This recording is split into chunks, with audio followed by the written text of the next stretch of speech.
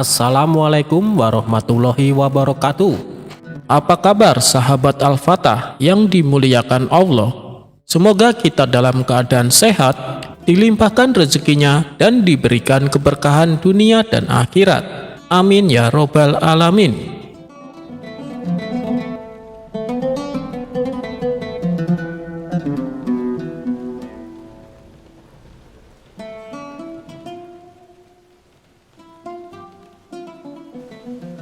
Baginda Raja sedang duduk di balai istana dengan wajah masam. Ia baru saja mendengar pertengkaran hebat antara salah satu pejabatnya, Ali bin Hasan, dengan istrinya, Fatimah, mengenai masalah finansial. Pejabat Ali bin Hasan yang malu dipanggil Raja untuk menceritakan masalahnya. "Wahai Raja," kata Ali bin Hasan dengan kepala tertunduk, "istriku Fatimah marah besar karena baru menyadari betapa miskinnya aku. Padahal dulu saat aku melamarnya, aku sudah jujur, namun dia tidak mendengarkan." Mendengar itu Raja bingung. "Bagaimana mungkin kau sudah jujur, Ali? Bukankah kau harusnya mengungkapkan kondisimu?" tanya Raja. Saat itulah Abu Nawas masuk, membawa teka-teki dan senyuman yang jenaka. "Ada apa dengan wajah murung ini, Baginda? Apakah kopi pagi ini terlalu pahit? Ataukah ada masalah hati?" sapa Abu Nawas. Raja menjelaskan kasus Ali bin Hasan. Ali mengaku sudah jujur kepada istrinya tentang kemiskinannya. Tetapi istrinya tidak sadar sampai sekarang, jelas Raja. Abu Nawas menatap Ali bin Hasan. "Wahai Ali, katakanlah di hadapan kami, apa yang kau katakan pada Fatimah saat melamarnya, yang kau anggap sebagai pengakuan kejujuran?" tanya Abu Nawas. Ali bin Hasan berbisik malu-malu, lalu berkata dengan suara keras, "Aku bilang padanya, sayang, cuma kamu satu-satunya yang kumiliki dan kupunya di dunia ini," kata Ali. Para menteri dan penasehat istana yang hadir tertawa. Kata-kata itu terdengar romantis, bukan pengakuan kemiskinan. "Lalu, apa jawab Fatimah?" tanya Abu Nawas. Fatimah malah menjawab, "So sweet. Dia tidak mengerti sama sekali," ratap Ali. Abu Nawas maju, menepuk pundak Ali bin Hasan, lalu menghadap Raja. "Ampun Baginda," kata Abu Nawas sambil menahan senyum. "Masalah ini terjadi karena perbedaan pemahaman antara akal dan perasaan. Bagi Ali, kalimat 'cuma kamu satu-satunya yang kumiliki' adalah kode jujur bahwa ia miskin harta dan yang ia miliki hanyalah calon istrinya. Namun," lanjut Abu Nawas, "bagi Fatimah, kalimat itu adalah kode romantis yang menandakan ia adalah wanita paling berharga, harta satu-satunya yang Ali miliki." Fatimah mendengarkan dengan hati, bukan dengan akal. Abu Nawas menyimpulkan, "Ini adalah pelajaran Baginda, bahwa dalam urusan cinta, kata-kata manis seringkali berfungsi sebagai kabut yang menyembunyikan kebenaran pahit. Ali tidak berbohong, tetapi ia gagal berterus terang. Ia menggunakan logika romantisme untuk menutupi logika realitas." Baginda Raja tertawa lepas. "Abu Nawas, kau benar. Cinta membuat manusia menjadi jenius dalam mengelak dari kejujuran." "Jadi, solusinya Baginda?" tanya Abu Nawas. "Solusinya?" jawab Raja sambil tersenyum licik. Ali harusnya berkata, sayang, kalau kamu mau aku, kamu harus mau jadi harta berhargaku satu-satunya. Karena sisa hartaku yang lain hanyalah tumpukan utang." Semua orang di balai istana tertawa, menyadari bahwa kejujuran haruslah disampaikan dengan lugas, bukan dibungkus dengan kalimat "so sweet".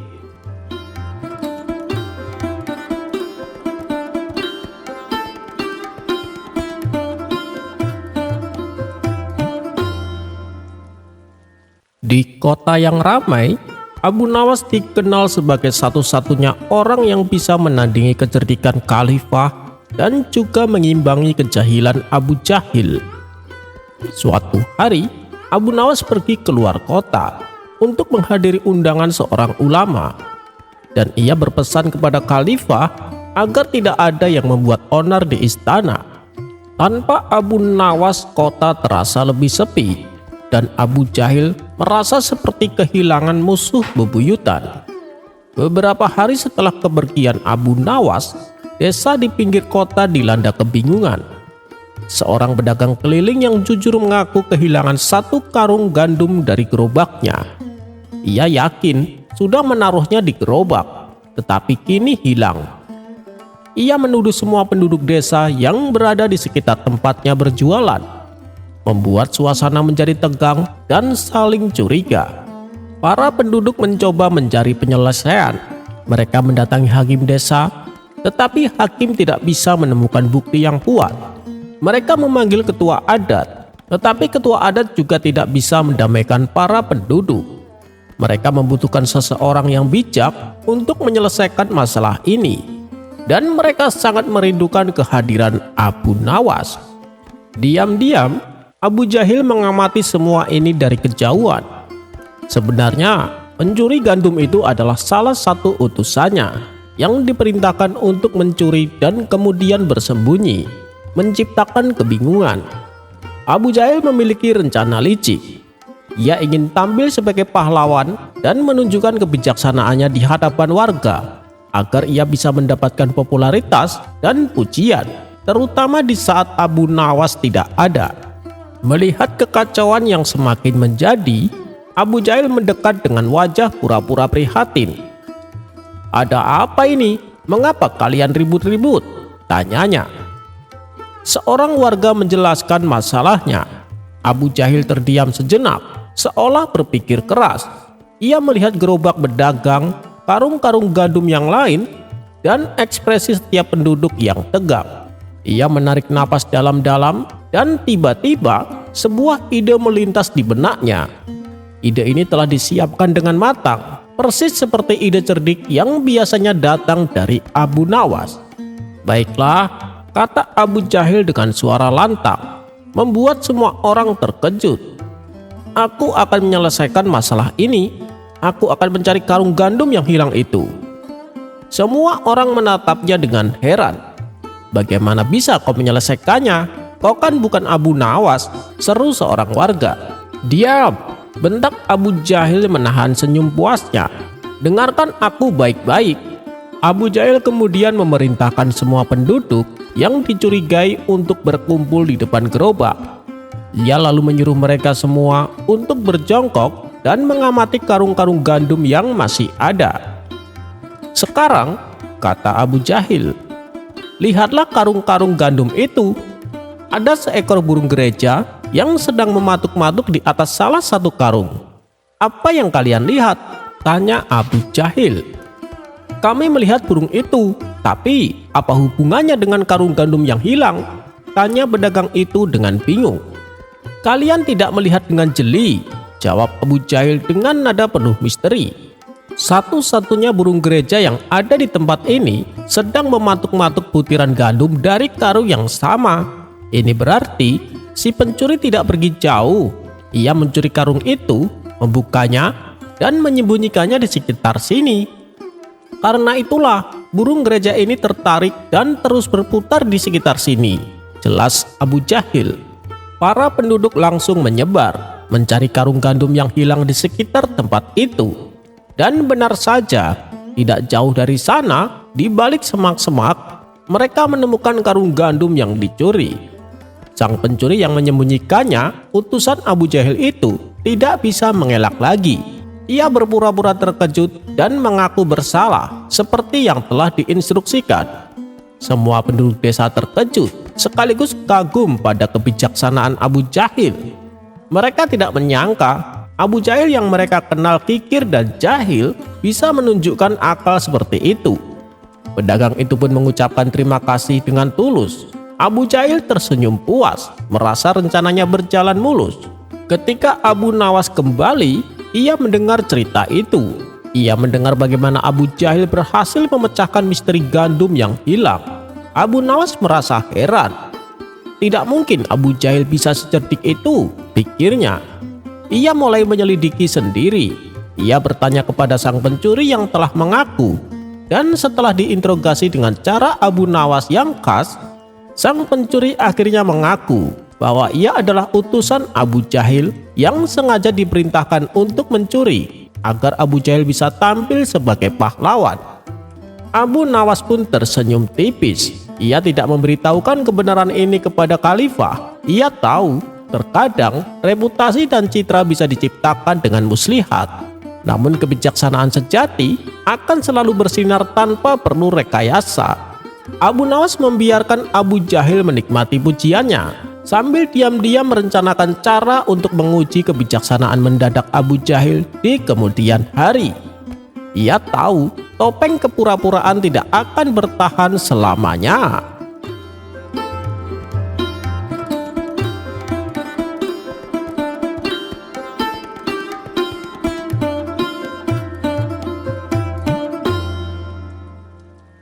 Pada suatu hari, tersiar kabar di Baghdad tentang seorang penipu yang sangat cerdik dan licin. Ia terkenal bisa mengakali siapa saja dan tak pernah tertangkap. Banyak pedagang dan warga yang sudah menjadi korbannya kehilangan harta benda mereka. Sultan pun cemas dan memerintahkan para menterinya untuk menangkap penipu ini, namun tak ada yang berhasil. Akhirnya Sultan memanggil Abu Nawas. "Wahai Abu Nawas," titah Sultan, "aku dengar kau punya akal yang cerdik. Bisakah kau tangkap penipu yang meresahkan ini?" Abu Nawas menyanggupi, tetapi ia minta waktu dan kebebasan untuk bertindak. Ia kemudian menyusun rencana. Pertama, ia menyebarkan berita palsu bahwa ia Abu Nawas akan menjual barang-barang berharga di pasar dengan harga yang sangat murah, jauh di bawah harga pasaran. Berita ini sengaja disebar agar sampai ke telinga si penipu. Tak lama kemudian, si penipu yang mendengar kabar tersebut merasa tertarik. Ia berpikir ini adalah kesempatan emas untuk mendapatkan keuntungan besar dari Abu Nawas yang ia kira bodoh. Dengan menyamar, ia datang ke pasar tempat Abu Nawas akan berjualan. Abu Nawas telah menyiapkan sebuah kotak besar yang terkunci rapat di tengah lapaknya. Ketika si penipu datang mendekat, Abu Nawas mulai berteriak, "Ayo, mari, siapa mau beli permata yang berkilauan ini? Siapa mau beli mutiara yang sebesar telur ayam? Semua di dalam kotak ini akan kujual murah meriah," teriak Abu Nawas. Orang-orang mengerumuni Abu Nawas, penasaran dengan isi kotak itu. Si penipu dengan naluri liciknya juga ikut berdesak-desakan. Ia mencoba mengintip atau menebak apa isinya, tapi kotak itu tertutup rapat. "Berapa harganya, Tuan?" tanya si penipu mencoba terdengar santai. Abu Nawas tersenyum tipis. "Untukmu aku berikan harga khusus, tapi ada syaratnya," katanya sambil melirik si penipu. "Kau harus membelinya tanpa melihat isinya terlebih dahulu. Ini adalah tawaran langka. Siapa cepat, dia dapat," ujar Abu Nawas. Si penipu yang serakah dan yakin akan mendapatkan untung besar tanpa ragu menyetujuinya. Ia mengeluarkan kantong uangnya dan memberikan kepada Abu Nawas. Setelah menerima uang, Abu Nawas menyerahkan kunci kotak itu kepada si penipu. Dengan tergesa-gesa, si penipu membuka kotak itu di hadapan semua orang, membayangkan tumpukan permata dan mutiara. Namun, betapa terkejutnya ia. Di dalam kotak itu hanya ada seekor kucing kurus dan beberapa potongan batu biasa. Seketika itu juga, si penipu menyadari ia telah tertipu mentah-mentah. Wajahnya merah padam karena malu dan marah. Orang-orang di sekitar pun mulai menertawakannya. "Ini penipuan," teriak si penipu. "Kau menjual kucing dalam karung." Abu Nawas hanya tersenyum simpul. "Oh, benarkah? Bukankah kau yang selalu menjual barang palsu kepada orang lain, Tuan penipu?" jawab Abu Nawas. Si penipu terdiam, tak bisa berkutik. Abu Nawas melanjutkan, "Kau bilang aku penipu ya?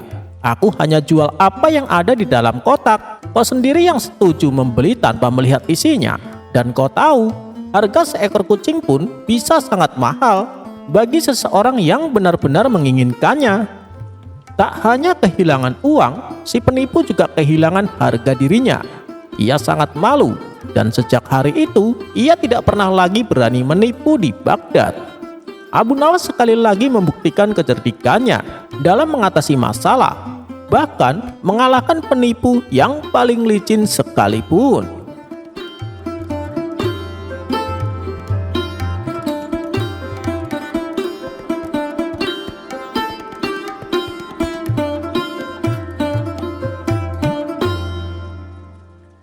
Di sudut kota Baghdad yang mulai merambah ke arah pedesaan, berdirilah sebuah rumah tua yang tampak suram dan tak terawat. Dahulu kala rumah ini milik seorang saudagar kaya yang mendadak menghilang tanpa jejak. Sejak saat itu, berbagai cerita aneh mulai menyelimuti rumah tersebut. Warga sekitar mulai berbisik tentang suara-suara mengerikan di malam hari, penampakan bayangan hitam di jendela, dan bau busuk yang sesekali tercium dari dalam rumah. Ketakutan pun menjalar di antara penduduk desa. Tak ada seorang pun yang berani mendekati rumah itu setelah matahari terbenam. Jalan yang melewati rumah itu menjadi sepi setelah senja, dan para pedagang pun memilih jalur memutar yang lebih jauh demi menghindari tempat angker tersebut. Kabar tentang rumah berhantu itu akhirnya sampai ke telinga Abu Nawas. Ia mendengar cerita-cerita seram dari para pedagang yang singgah di kedai kopi langganannya. "Percayalah Tuan Abu Nawas," kata seorang pedagang buah sambil merinding. "Semalam saya dengar rintihan dari sana, seperti suara iblis kelaparan." Pedagang kain di sebelahnya menimpali, "Saya pernah melihat bayangan hitam besar melintas di jendela. Sejak itu, saya tak berani lagi lewat jalan itu selepas maghrib," ucapnya. Abu Nawas hanya menyeruput kopinya, menyembunyikan senyum sinis. Ia tak pernah percaya pada cerita-cerita hantu yang seringkali dibesar-besarkan oleh ketakutan dan imajinasi liar. Namun, ada satu hal yang mengusik pikirannya. Beberapa pedagang yang kehilangan barang dagangan mereka beberapa waktu lalu menyebutkan bahwa terakhir kali mereka melihat barang-barang itu adalah di sekitar jalan menuju rumah tua tersebut. Mereka menduga barang-barang itu dicuri, namun tak ada yang berani mencari jejaknya di dekat rumah yang dianggap berhantu tersebut. Dengan rasa ingin tahu yang besar, Abu Nawas memutuskan untuk menyelidiki misteri rumah berhantu itu. Ia tidak memberitahu siapapun tentang niatnya, karena ia tahu sebagian besar warga akan berusaha mencegahnya. Suatu malam yang gelap gulita, Abu Nawas berjalan seorang diri menuju rumah tua di ujung desa. Ia membawa lentera kecil dan sepotong roti sebagai bekal. Sesampainya di sana, suasana memang terasa mencekam. Angin malam berhembus lirih, menimbulkan suara gemerisik dedaunan kering yang terdengar seperti bisikan-bisikan aneh. Ia mencoba membuka pintu utama, namun terkunci. Abu Nawas tidak menyerah. Ia berjalan mengelilingi rumah, mencari jalan masuk lain. Di bagian belakang, ia menemukan sebuah jendela yang kacanya pecah. Dengan perlahan ia mencongkel sisa-sisa kaca dan berhasil membuka jendela tersebut. Abu Nawas melompat masuk ke dalam rumah. Udara di dalamnya pengap dan berbau apek. Ia menyalakan lentera dan mengamati sekelilingnya. Tidak ada bau belerang atau aura mistis yang mencekam. Hanya bau debu dan kelembapan, gumam Abu Nawas pada dirinya sendiri. Debu tebal menutupi semua perabotan yang tampak usang dan berantakan. Tidak ada tanda-tanda keberadaan makhluk halus seperti yang diceritakan warga. Ia terus menjelajahi setiap ruangan. Di ruangan tengah, ia menemukan jejak kaki yang berbeda dengan jejak kaki manusia biasa. Jejak itu tampak menyeret sesuatu yang berat. Abu Nawas mengikuti jejak tersebut hingga ke sebuah pintu di sudut ruangan yang tampak lebih kokoh dari pintu lainnya. Pintu itu juga terkunci. Abu Nawas mencoba mendobraknya, namun sia-sia. Ia kemudian memeriksa sekeliling pintu dan menemukan sebuah lubang kunci yang unik. Ia teringat pernah melihat kunci dengan bentuk serupa di rumah seorang pejabat tinggi kota. Keesokan harinya, Abu Nawas diam-diam mengamati kediaman gubernur. Ia melihat seorang penjaga keluar dari gerbang sambil membawa sebuah kunci yang sangat mirip dengan yang ia lihat di rumah tua itu. Abu Nawas mengikuti pejabat tersebut hingga ia kembali masuk ke dalam komplek kediaman gubernur. Malam berikutnya, dengan bantuan beberapa temannya yang setia dan berani, Abu Nawas kembali ke rumah tua itu. "Kau yakin ini bukan ide gila, Abu Nawas?" bisik salah satu temannya dengan wajah pucat. "Kalau ada iblis sungguhan di dalam, bagaimana?" "Ah, jangan konyol kawan," jawab Abu Nawas sambil tersenyum. "Iblis yang paling menakutkan itu bukan dari alam gaib, tapi dari kerakusan manusia. Sekarang, ayo kita dobrak pintu itu," ajak Abu Nawas. Mereka berhasil mendobrak pintu yang terkunci. Apa yang mereka temukan di dalamnya membuat mereka terkejut sekaligus geram. "Demi Allah, ini barang-barang milik pedagang gandum yang hilang," seru teman Abu Nawas yang lain saat melihat isi ruangan tersebut. Ruangan itu ternyata adalah sebuah gudang penyimpanan yang penuh dengan barang-barang rampasan. Ada karung-karung berisi gandum, peti-peti berisi kain sutra, permadani mahal, bahkan beberapa perhiasan yang dilaporkan hilang oleh warga beberapa waktu lalu. Di salah satu sudut ruangan, mereka menemukan catatan-catatan yang dengan jelas menyebutkan nama-nama warga yang barangnya telah diambil. "Tidak salah lagi," kata Abu Nawas, menunjuk catatan itu dengan lentera. Rumah berhantu ini adalah tempat penyimpanan barang-barang hasil korupsi. Dan iblis yang menakut-nakuti warga itu adalah kaki tangan gubernur. Semuanya mengarah pada satu kesimpulan yang mengerikan. Rumah berhantu itu sengaja diciptakan oleh gubernur dan kaki tangannya sebagai tempat penyimpanan barang-barang hasil korupsi dan pemerasan dari warga. Cerita-cerita hantu disebarkan untuk menakut-nakuti warga agar tidak berani mendekat tempat tersebut dan tidak mengetahui kejahatan sang penguasa. Singkat cerita, Abu Nawas dan teman-temannya segera menyebarkan kebenaran ini kepada seluruh warga. Awalnya, banyak yang tidak percaya. Namun bukti-bukti yang ditemukan di rumah tua itu tidak bisa disangkal.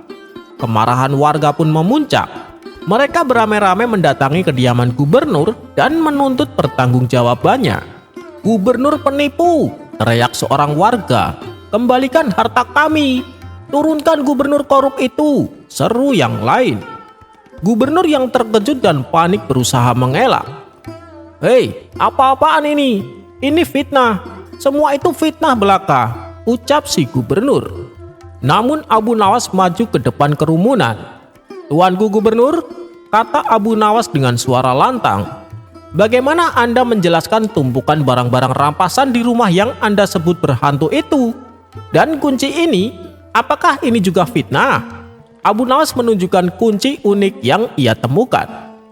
Akhirnya, dengan desakan warga dan bukti-bukti yang tak terbantahkan, Baginda Raja yang murka memerintahkan untuk mengadili sang gubernur yang korup dan mengembalikan semua barang rampasan kepada pemiliknya yang sah. Sejak saat itu, rumah tua di ujung desa tidak lagi dianggap sebagai tempat berhantu. Warga berterima kasih kepada Abu Nawas yang telah mengungkap kebenaran di balik misteri tersebut. Mereka menyadari bahwa terkadang iblis yang paling menakutkan justru bersembunyi di balik jubah kekuasaan, memanfaatkan ketakutan dan kepercayaan orang lain untuk keuntungan pribadi. Dan Abu Nawas sekali lagi membuktikan bahwa akal sehat dan keberanian bisa mengalahkan kegelapan, baik kegelapan mistis maupun kegelapan hati manusia.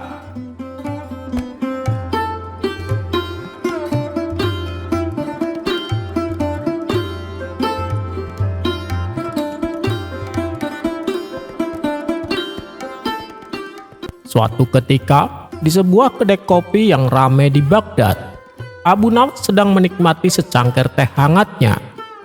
Di meja seberang, duduklah sekelompok pemuda yang sedang berdiskusi hangat, hampir-hampir berdebat tentang pacaran.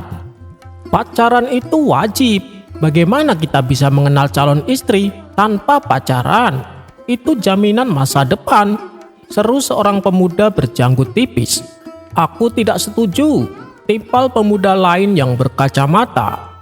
"Pacaran itu hanya membuang waktu, bahkan bisa menjerumuskan ke perbuatan maksiat.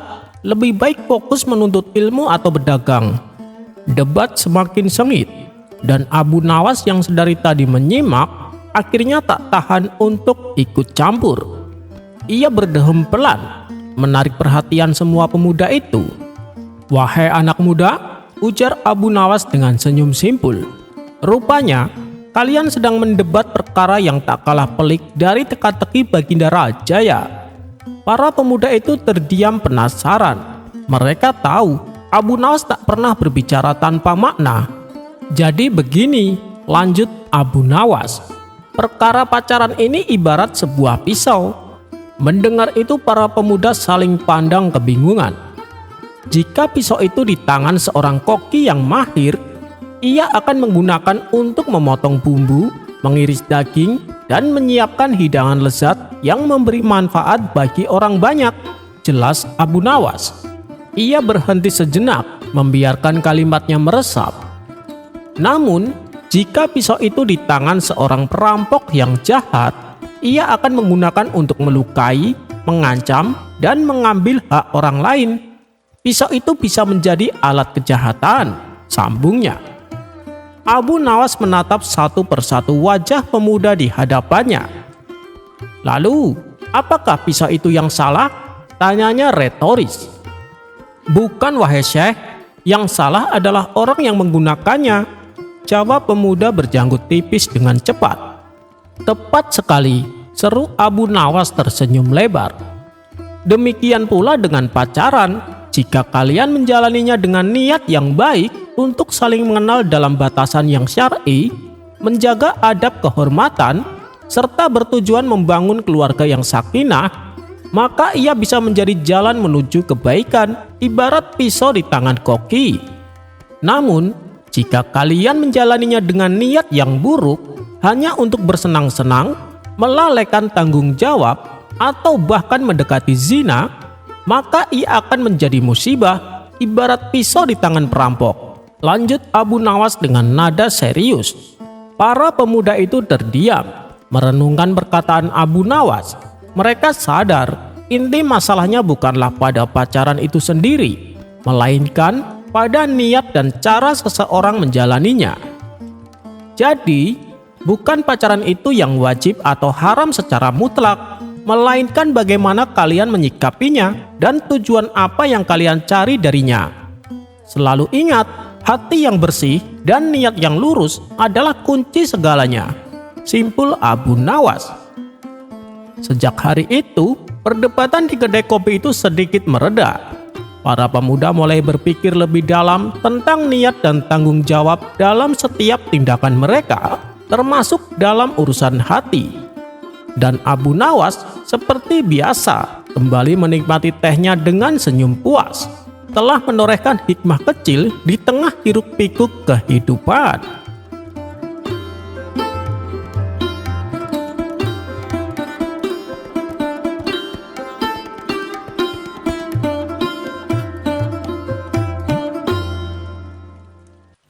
Menjadi orang terkenal pintar dan cerdik di kampungnya, pastilah Abu Nawas mendapat banyak pujian dari masyarakat. Akan tetapi ia juga harus siap manakala ada tantangan debat yang datang secara tiba-tiba dari seseorang yang juga pintar seperti dirinya. Suatu ketika ada 3 orang bijak yang sengaja pergi keliling negeri Baghdad dengan tujuan ingin mengajak debat para cendekiawan pintar. Setiap kampung yang mereka singgahi, mereka selalu menantang orang-orang pintar untuk diajaknya berdebat. Dan tak ada satu orang pun yang sanggup mengalahkan mereka bertiga. Kemudian, sampailah mereka di kampung Abu Nawas tinggal. Mereka menghampiri orang-orang yang sedang berkumpul di lapangan. Lalu mereka berkata kepada para warga, "Adakah di kampung ini orang yang terkenal pintar?" tanya mereka bertiga kepada warga. "Memangnya kalian ini ada perlu apa?" tanya salah satu warga. Kami ingin mengajak debat. Kami ingin menguji kecerdasannya. Apakah dia memang pintar atau bodoh? Jawab ketiga orang tersebut. Di kampung kami ada yang namanya Abu Nawas. Dia tidak hanya pintar, tapi juga cerdik, ujar para warga. Benarkah? Suruh dia kemari. Kami akan menantangnya debat di lapangan, biar kalian bisa menyaksikannya, kata orang bijak dengan sedikit nada mengejek. Maka salah satu warga segera bergegas menuju rumah Abu Nawas. Setibanya di rumah Abu Nawas, orang itu pun berkata, "Hei Abu Nawas, ada 3 orang bijak dari negeri seberang. Mereka ingin menantangmu berdebat. Dan sekarang mereka sedang menunggumu di lapangan," kata orang itu kepada Abu Nawas. "Aku tidak mau meladeni hal-hal seperti itu. Tidak ada faedahnya sama sekali," balas Abu Nawas. "Tapi mereka bertiga tingkahnya sombong sekali. Seolah tidak ada yang lebih pintar selain mereka," tukas orang itu. "Udah, biarkan saja mereka," jawab Abu Nawas tak peduli. "Iya sih, benar. Tapi bukankah kewajiban kita kepada sesama muslim adalah menyadarkan saudaranya yang berbuat salah? Dan ini adalah tanggung jawabmu Abu Nawas untuk menyadarkan mereka," ujar orang tersebut. "Loh, kenapa tiba-tiba kamu malah menyalahkan saya? Apa urusannya?" hardik Abu Nawas. "Sebab orang yang terkenal cerdik dan pintar di kota ini ya cuma kamu Abu Nawas. Saya yakin kamu bisa mengalahkan mereka. Dengan begitu mereka bisa menyadari akan kesombongannya," kata orang itu menjelaskan. Sejenak Abu Nawas terdiam merenungi ucapan orang tersebut. Benar juga apa yang dia ucapkan, batin Abu Nawas. "Baiklah, mari kita ke sana," ajak Abu Nawas yang akhirnya mengiyakan permintaannya itu. Ketika sampai di lapangan, ternyata sudah banyak warga berkumpul yang sudah tak sabar ingin menyaksikannya. Kemudian Abu Nawas menghampiri ketiga orang itu.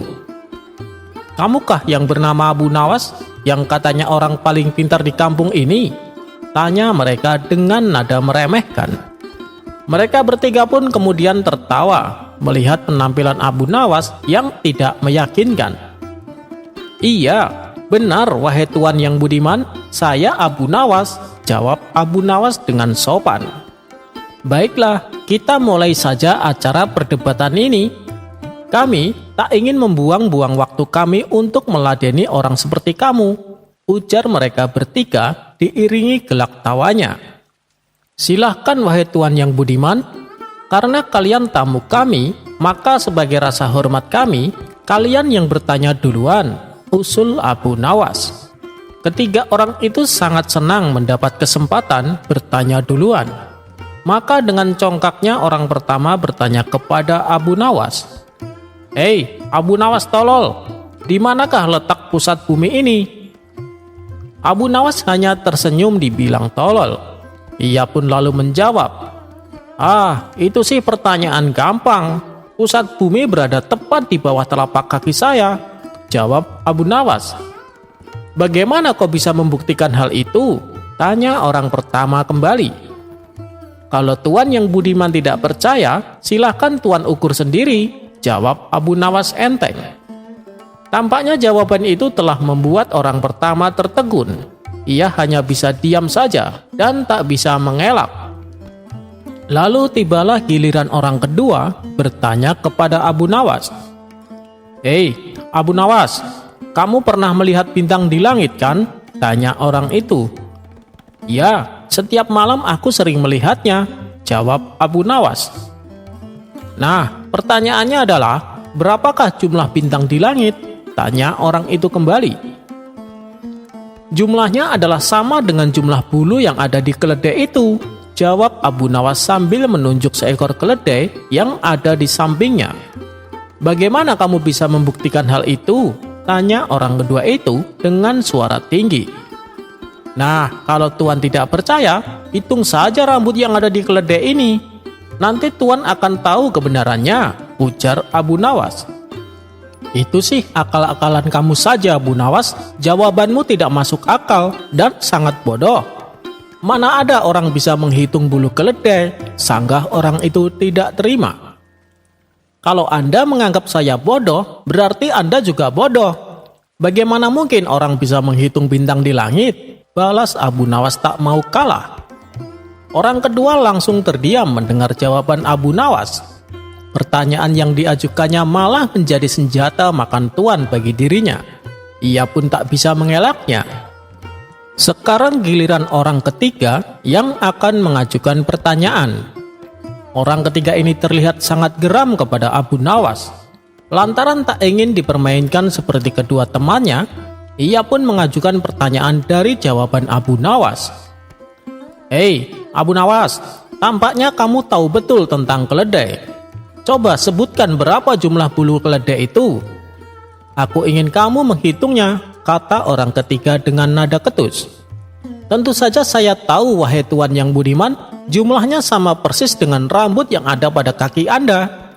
Kalau Tuan tidak percaya, saya akan menghitungnya sekarang di hadapan Tuan, balas Abu Nawas.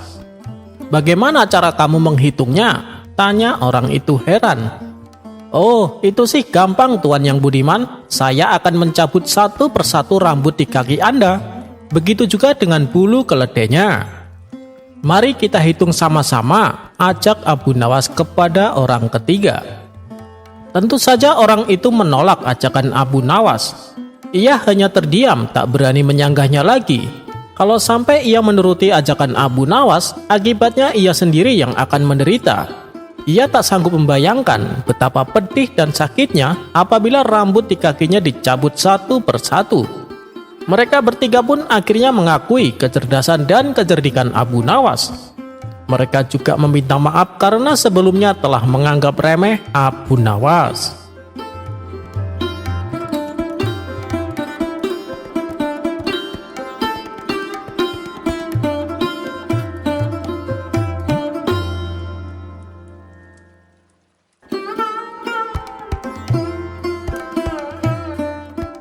Assalamualaikum warahmatullahi wabarakatuh. Apa kabar sobat Radio Malam? Semoga kita semua dalam keadaan sehat, dilancarkan rezekinya dan diberi keberkahan dunia dan akhirat. Amin ya robbal alamin.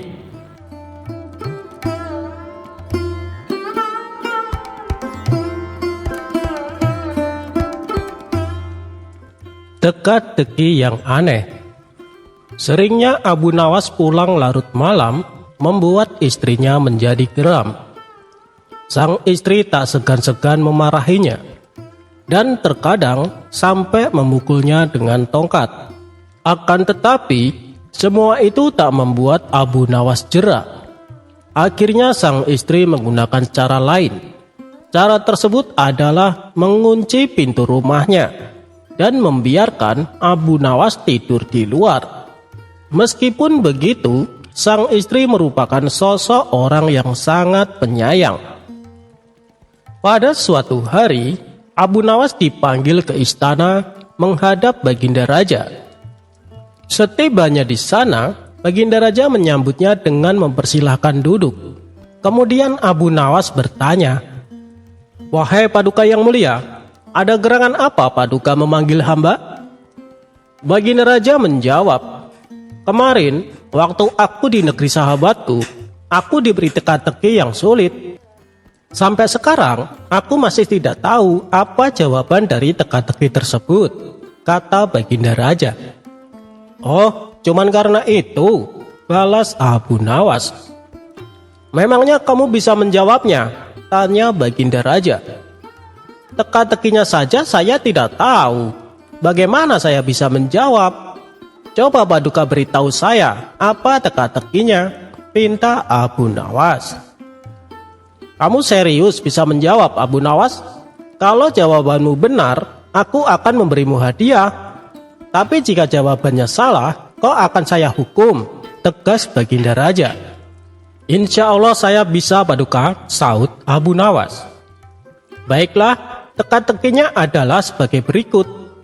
Apa yang bisa membuat orang sedih di saat bahagia dan membuat orang bahagia di saat sedih?" Sejenak Abu Nawas terdiam. Ia tampak serius mencari jawaban atas teka-teki tersebut. Tiba-tiba terlintas di benak Abu Nawas sosok bayangan istrinya yang suka marah-marah. Ia pun tersenyum dan berkata kepada Baginda Raja, "Aku sudah tahu jawabannya, Paduka," kata Abu Nawas memberitahu. "Oh, apa jawabannya?" tanya Raja penasaran. "Jawabannya adalah istri saya, Paduka," terang Abu Nawas. Baginda Raja heran dan bertanya, "Bisa kau jelaskan dengan jawabanmu itu?" Abu Nawas membalas, "Sebab di saat saya sedang bahagia kumpul bersama kawan-kawan, tiba-tiba dia datang dan memukul pakai tongkat dan menyuruhku untuk segera pulang. Dia itu membuatku sedih di saat bahagia. Tapi di saat itu aku juga merasa bahagia karena bersamaan dengan kedatangan istri saya, Tuan Hamid juga datang untuk menagih hutangnya padaku," jelas Abu Nawas. Spontan Baginda Raja tertawa terpingkal-pingkal mendengar jawaban Abu Nawas. Ia pun diberi hadiah oleh Baginda Raja sejumlah pundi-pundi uang. "Hei Abu Nawas, jangan lupa lunasi hutangmu," kata Baginda Raja sambil terus tertawa.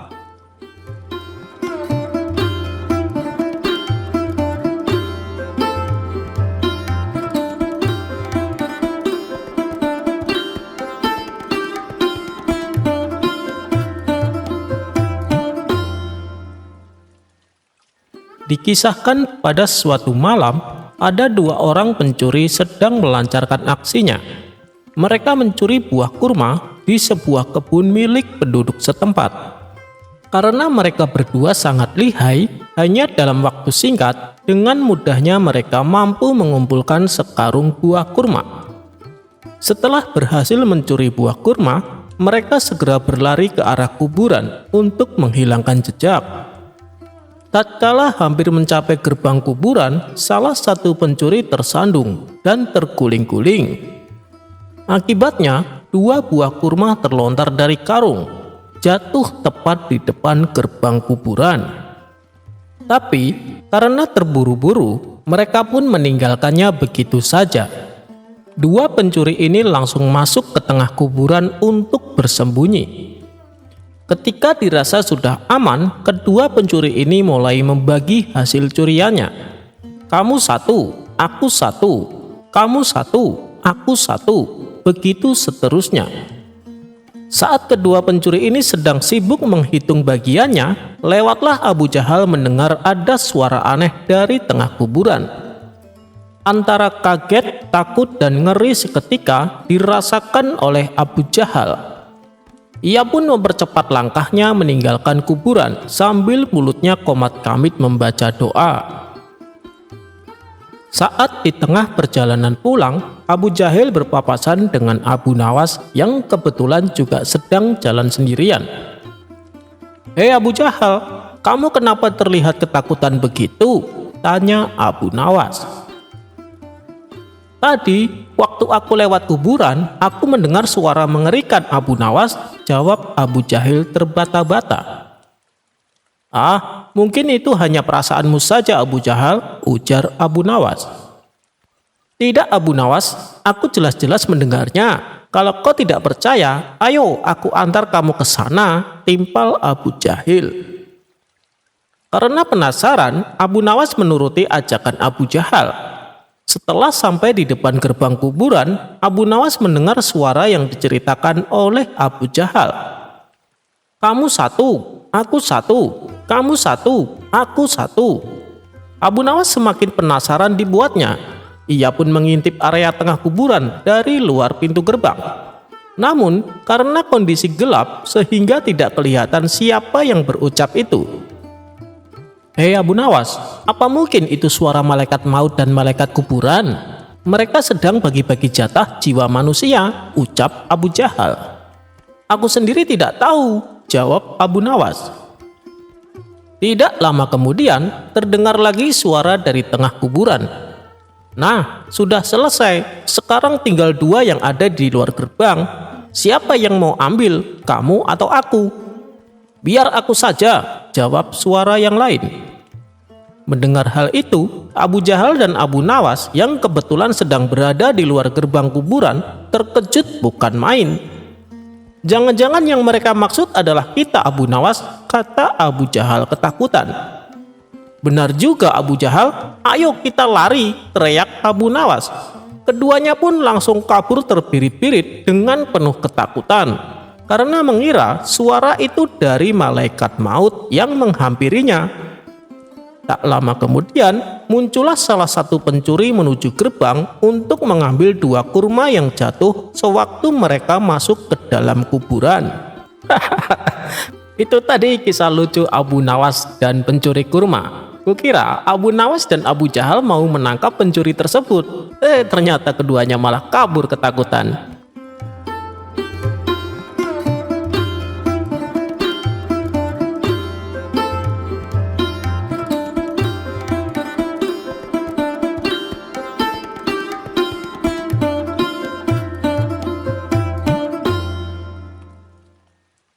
Abu Nawas dan nazar tetangga pelit. Diceritakan, Abu Jahil tinggal berdekatan dengan rumah Abu Nawas. Abu Jahil ini terkenal sangat pelit. Ia terbiasa memanfaatkan barang orang lain, termasuk meminjam keledai milik Abu Nawas. Karena seringnya meminjam keledai, Abu Nawas sampai berkata, "Hei Abu Jahil, ambil saja keledai ini untukmu, anggap saja sebagai hadiah dariku." Hal itu dilakukan oleh Abu Nawas karena sering melihat tetangganya yang pelit tersebut berkali-kali pinjam keledainya, seperti tak ingin memiliki keledai sendiri. Mendengar itu, Abu Jahil pun tertawa. "Kenapa aku harus memiliki keledai? Aku hanya perlu mengambilnya ketika membutuhkan saja. Jadi aku tidak usah repot menanggung biaya makannya," balas Abu Jahil.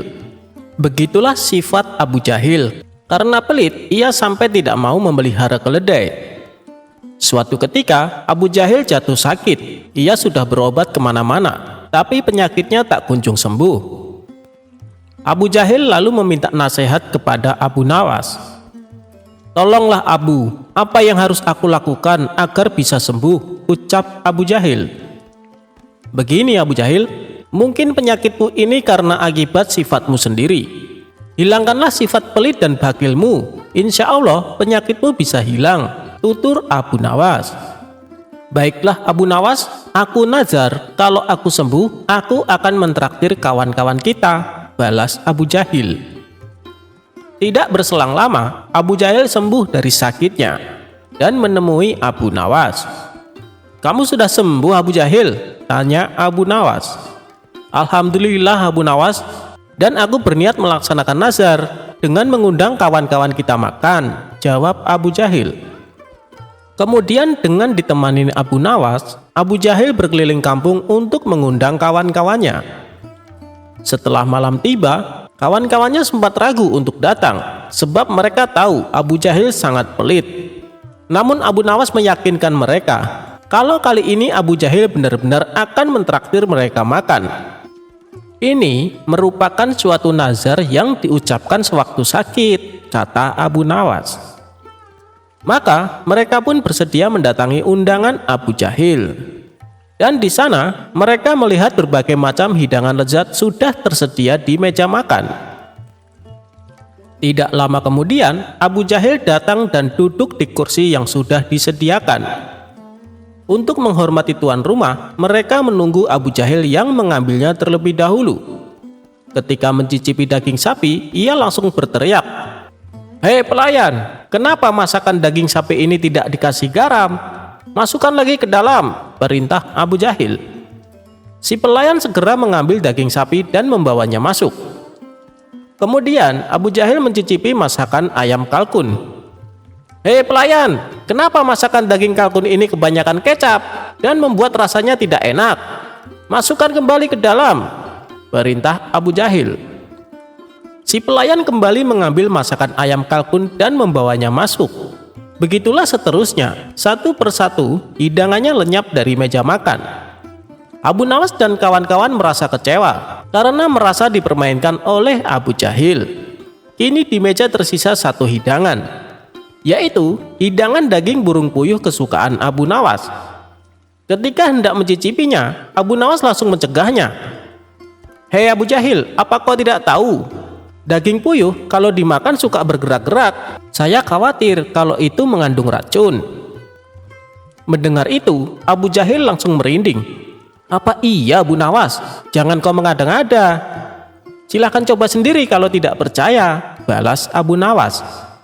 Abu Jahil menjadi ragu mencicipi masakan daging burung puyuh. Ia pun menyuruh Abu Nawas mencicipinya. Namun Abu Nawas mengajak kawan-kawannya untuk bersama menyantap hidangan burung puyuh. Dan tak terasa, masakan habis tak tersisa. Sementara Abu Jahil hanya melihat itu semua. "Hei Abu Nawas, kau bilang burung puyuhnya bergerak-gerak. Mana buktinya?" kata Abu Jahil. "Hei Abu Jahil, coba kau perhatikan mulutku. Bukannya dia bergerak-gerak saat aku punya," jawab Abu Nawas. "Kalau itu sih semua makanan bergerak-gerak. Maksudku, daging burung puyuhnya bisa bergerak-gerak sendiri," tanya Abu Jahil.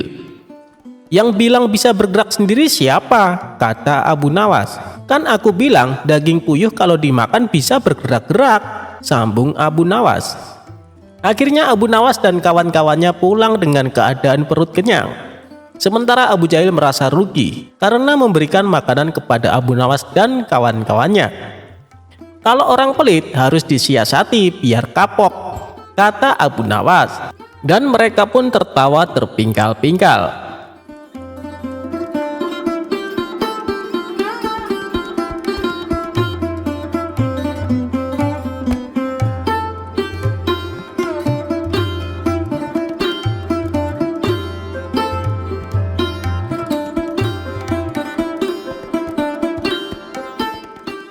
Cara mensiasati tukang bohong.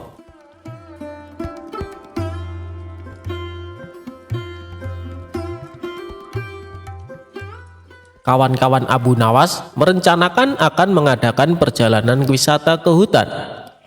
Tetapi tanpa keikutsertaan Abu Nawas, perjalanan akan terasa memenatkan dan membosankan. Sehingga mereka beramai-ramai pergi ke rumah Abu Nawas untuk mengajaknya ikut serta. Abu Nawas tidak keberatan. Mereka berangkat dengan mengendarai keledai masing-masing sambil bercengkrama. Tak terasa mereka telah menempuh hampir separuh perjalanan. Kini mereka tiba di pertigaan jalan yang jauh dari perumahan penduduk. Mereka berhenti karena mereka ragu-ragu. Setahu mereka, kedua jalan itu memang menuju ke hutan, tetapi hutan yang mereka tuju adalah hutan wisata, bukan hutan yang dihuni binatang-binatang buas yang justru akan membahayakan jiwa mereka. Abu Nawas hanya bisa menyarankan untuk tidak meneruskan perjalanan, karena bila salah pilih, maka mereka semua tak akan pernah bisa kembali. Bukankah lebih bijaksana bila kita meninggalkan sesuatu yang meragukan? Tetapi salah seorang dari mereka tiba-tiba berkata, "Aku mempunyai 2 orang sahabat yang tinggal dekat semak-semak sebelah sana. Mereka adalah saudara kembar. Tak ada seorang pun yang bisa membedakan keduanya, karena rupa mereka begitu mirip. Yang satu selalu berkata jujur, sedangkan yang lainnya selalu berkata bohong. Dan mereka adalah orang-orang aneh, karena mereka hanya mau menjawab satu pertanyaan saja." "Apakah engkau mengenali salah satu dari mereka yang selalu berkata benar?" tanya Abu Nawas. "Tidak," jawab kawan Abu Nawas singkat. "Baiklah kalau begitu kita beristirahat sejenak," usul Abu Nawas. Abu Nawas makan daging dengan madu bersama kawan-kawannya. Seusai makan, mereka berangkat menuju ke rumah yang dihuni 2 orang kembar bersaudara. Setelah pintu dibuka, maka keluarlah salah seorang dari 2 orang kembar bersaudara itu. "Maaf, aku sangat sibuk hari ini. Engkau hanya boleh mengajukan 1 pertanyaan saja, tidak boleh lebih," katanya. Kemudian Abu Nawas menghampiri orang itu dan berbisik. Orang itu pun juga menjawab dengan cara berbisik pula kepada Abu Nawas. Abu Nawas mengucapkan terima kasih dan segera memohon diri. Hutan yang kita tuju melewati jalan sebelah kanan, kata Abu Nawas mantap kepada kawan-kawannya. Bagaimana kau bisa memutuskan harus menempuh jalan sebelah kanan? Sedangkan kita tidak tahu apakah orang yang kita tanya itu orang yang selalu berkata benar atau yang selalu berkata bohong, tanya salah seorang dari mereka. Karena orang yang kutanya menunjukkan jalan yang sebelah kiri, kata Abu Nawas. Karena masih belum mengerti juga, maka Abu Nawas menjelaskan. Tadi aku bertanya, apa yang akan dikatakan saudaramu bila aku bertanya jalan yang mana yang menuju hutan yang indah? Bila jalan yang benar itu sebelah kanan, dan bila orang itu kebetulan yang selalu berkata benar, maka ia akan menjawab jalan sebelah kiri. Karena ia tahu saudara kembarnya akan mengatakan jalan sebelah kiri sebab saudara kembarnya selalu berbohong. Bila orang itu kebetulan yang selalu berkata bohong, maka ia akan menjawab jalan sebelah kiri. Karena ia tahu saudara kembarnya akan mengatakan jalan sebelah kanan, sebab saudara kembarnya selalu berkata benar.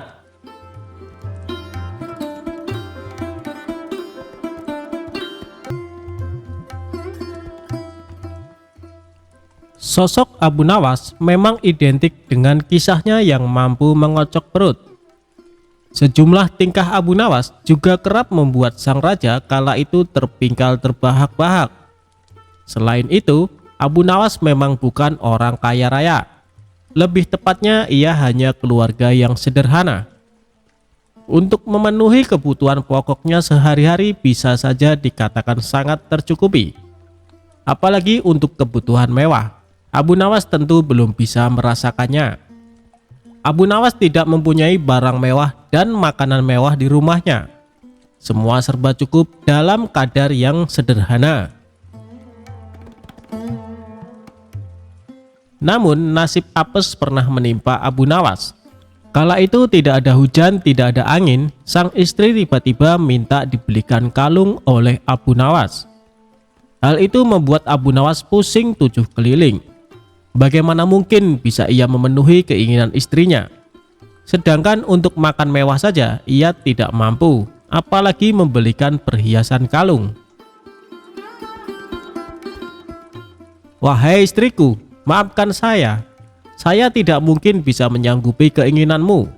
Kan kamu tahu sendiri, kita adalah keluarga sederhana, yang hidupnya hanya pas-pasan, kata Abu Nawas dengan lemah lembut. Namun keputusan Abu Nawas itu ternyata membuat istrinya tidak terima, karena ia sangat menginginkan perhiasan kalung.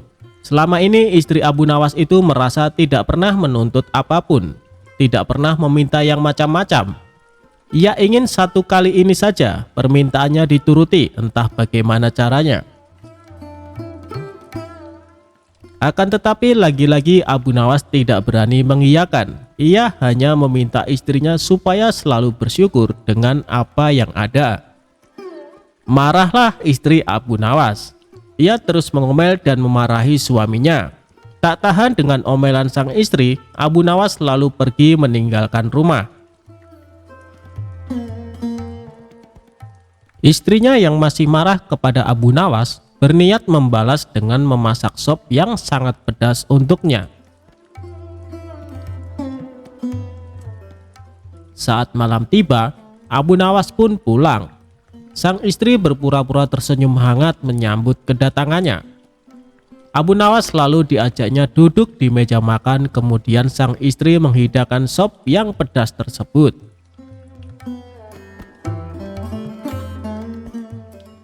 Melihat sikap istrinya yang sudah tidak marah lagi, Abu Nawas tersenyum ceria. "Kamu memang istriku yang sangat soleha," puji Abu Nawas. Tapi sungguh malang sang istri. Ia lupa jebakannya sendiri. Ia menyendok sop pedas itu ke dalam piringnya dan memakannya. Air mata pun seketika meleleh di kedua pipinya karena rasa pedas yang luar biasa. Abu Nawas seketika itu kaget dan heran melihat istrinya tiba-tiba menangis sesenggukan. "Kenapa kamu menangis, wahai istriku?" tanya Abu Nawas khawatir. "Dulu almarhum ibu sangat menyukai masakan sop ini.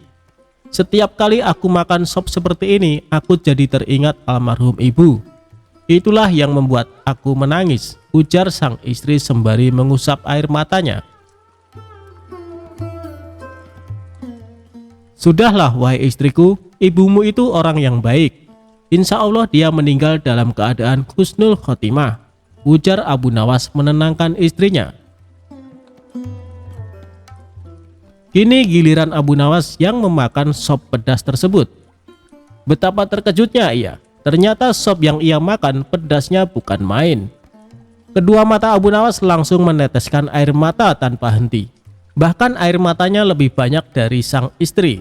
Tak mau kalah dengan sandiwara istrinya, Abu Nawas meluapkan rasa pedasnya dengan menangis terisak-isak. "Kenapa kamu menangis, wahai suamiku?" tanya istri keheranan. "Aku juga teringat almarhum ibu kamu. Kenapa dia mati meninggalkanmu tanpa mengajak dirimu?" jawab Abu Nawas. Mendengar jawaban Abu Nawas itu, sang istri yang tadinya jengkel mendadak tertawa terpingkal-pingkal. Keduanya akhirnya rukun dan mesra kembali.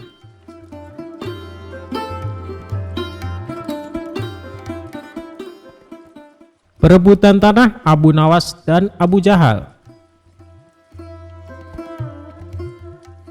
Dikisahkan, Abu Nawas mempunyai tetangga yang licik. Dia adalah Abu Jahal.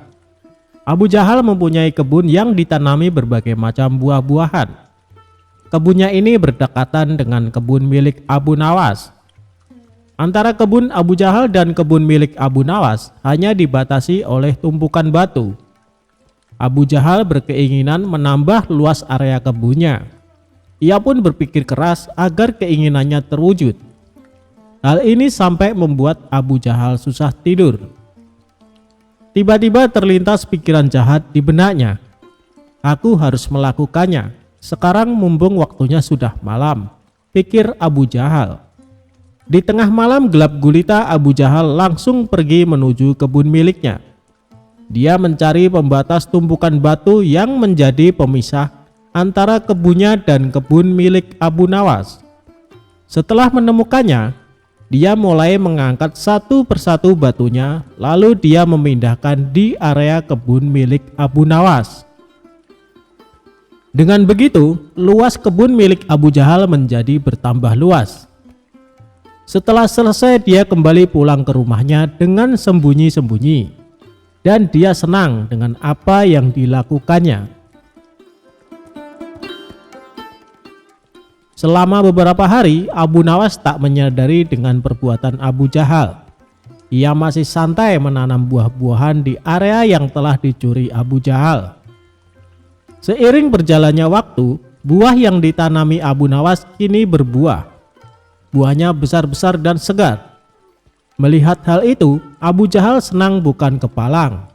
Ia pun segera memanen tanaman buah tersebut. Tidak berapa lama datanglah Abu Nawas. Ia sangat terkejut melihat Abu Jahal memanen tanaman buah miliknya. "Hai Abu Jahal, apa yang kamu lakukan?" seru Abu Nawas. "Aku sedang memanen buah yang ada di kebunku," jawab Abu Jahal. "Apa kau bilang? Ini masih area kebunku, Abu Jahal," balas Abu Nawas. "Hei Abu Nawas, kamu mengigau ya? Coba kau lihat batu pembatasnya," tegas Abu Jahal. Sejenak Abu Nawas terdiam. Kenapa tumpukan batunya bisa pindah ya? Atau aku yang kurang teliti, pikir Abu Nawas. Tapi kan buah itu aku yang menanamnya, Abu Jahal, ucap Abu Nawas. Itu sih salahmu sendiri, kenapa menanam buah di area kebunku? Berarti ini adalah milikku, sahut Abu Jahal. Kurang ajar, ini pasti ada yang tidak beres, kata Abu Nawas dalam hati. Hei Abu Jahal, kamu pasti memindahkan tumpukan batu itu kan? Tanya Abu Nawas geram. Jangan fitnah kamu, aku bisa mengadukannya kepada Tuan Hakim, balas Abu Jahal menggertak.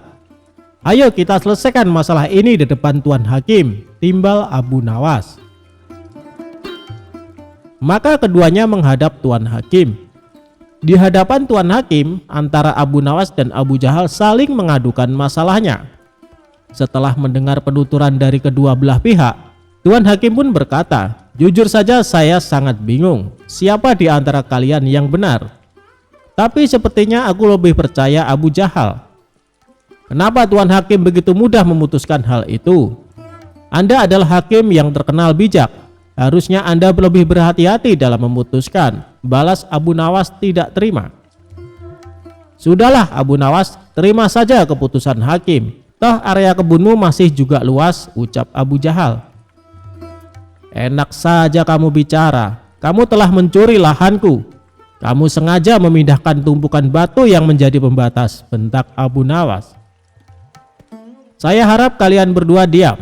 Apa yang akan saya putuskan tidak bisa diganggu gugat. Dan keputusan saya adalah tanah yang kamu tanami buah adalah milik Abu Jahal," kata Tuan Hakim memutuskan. Mendengar hal itu, Abu Jahal merasa sangat senang. "Terima kasih Tuan Hakim, Anda adalah hakim yang paling bijak yang pernah saya kenal," sahut Abu Jahal. Sementara Abu Nawas hanya bisa pasrah menerima keputusan tersebut. "Asik, sekarang aku punya kebun lebih luas dari Abu Nawas," batin Abu Jahal kegirangan. "Oh iya, Abu Jahal, berapa luas kebunmu?" tanya Tuan Hakim. "1,5 hektar, Tuan Hakim," jawab Abu Jahal. "Kalau kamu Abu Nawas, berapa luas kebunmu?" tanya Tuan Hakim kembali. "Sebenarnya luas kebun saya 1,5 hektar. Tapi karena setengahnya dicuri sama Abu Jahal, luasnya jadi tinggal 1 hektar, jawab Abu Nawas. "Kalian tahu tidak kenapa saya tanya luas kebun kalian? Karena kemarin saya dapat surat langsung dari Baginda Raja. Beliau memerintahkan kepada saya, barang siapa yang mempunyai kebun yang luasnya lebih dari 1 hektar, maka akan disita negara beserta isi-isinya.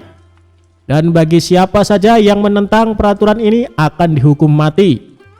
Hal ini Baginda Raja terpaksa lakukan karena kondisi keuangan negara sedang krisis," kata sang hakim menjelaskan.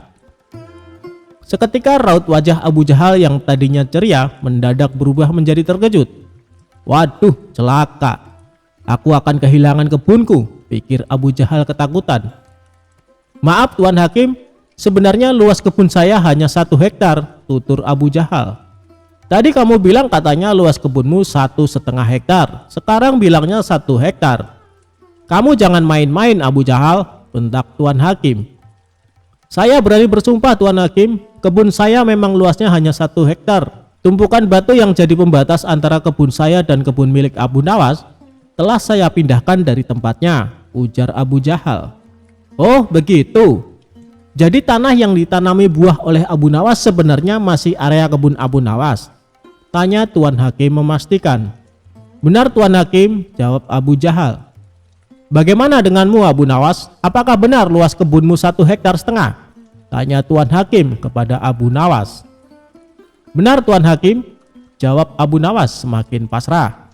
"Nah, kalau begini kan jelas siapa yang sebenarnya berbohong.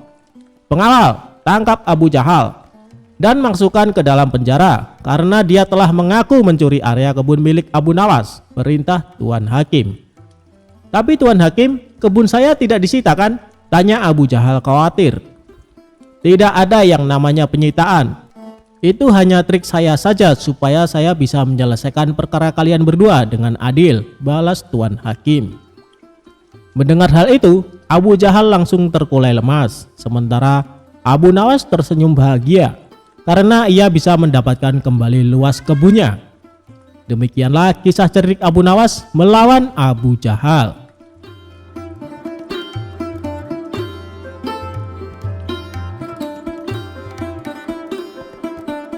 Abu Nawas bunuh diri dengan racun, bukannya mati tapi malah kenyang.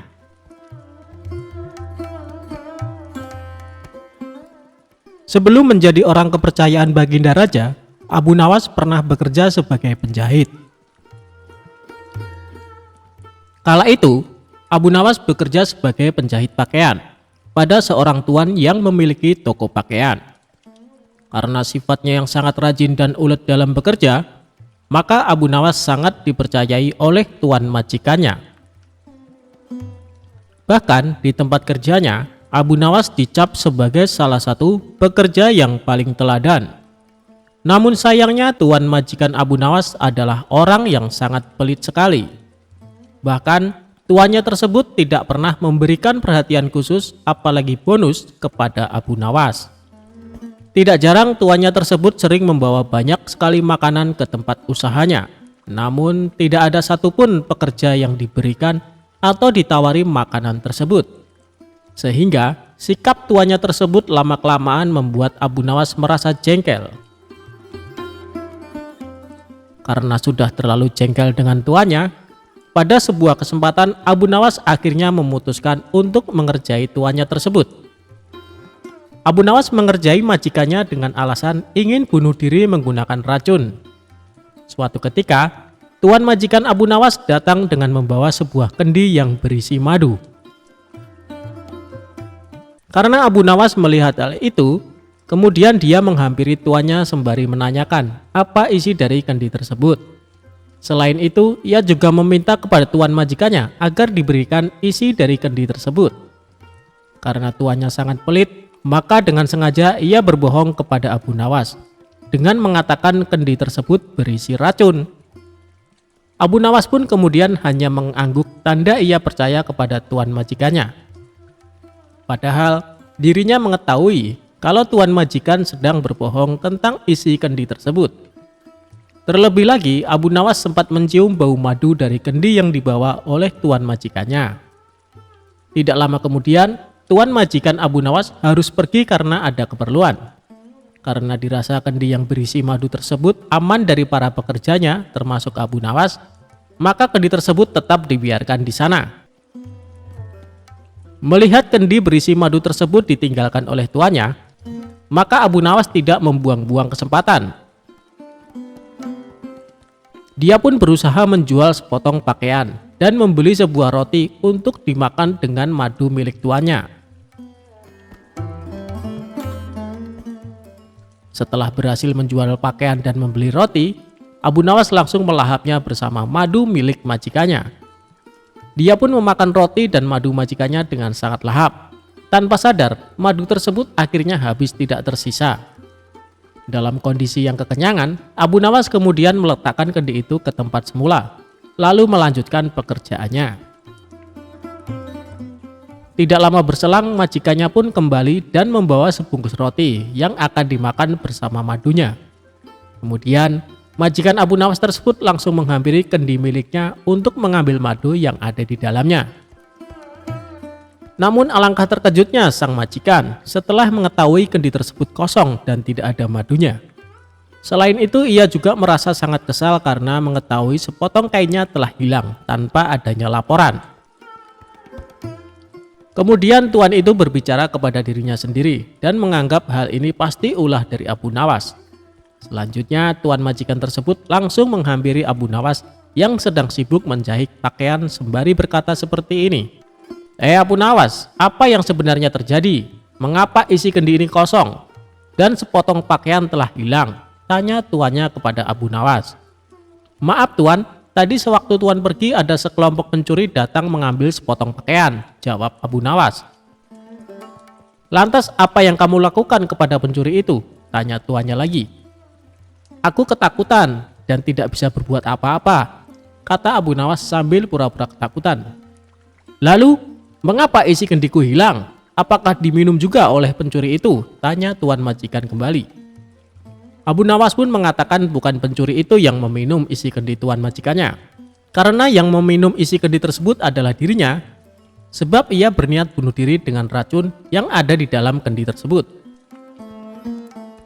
Karena takut akan dimarahi oleh tuan, maka aku putuskan untuk memilih bunuh diri saja menggunakan racun yang ada di dalam kendi tersebut. Hamba pikir hamba akan mati, tapi ajal hamba belum sampai tuan, kata Abu Nawas kepada majikannya. Mendengar perkataan jujur dan keahlian akal pikir Abu Nawas, tuannya tersebut tidak jadi marah. Selain itu, majikannya tersebut akhirnya sadar apa yang sudah terjadi, karena ulah dirinya yang sangat pelit kepada pekerjanya.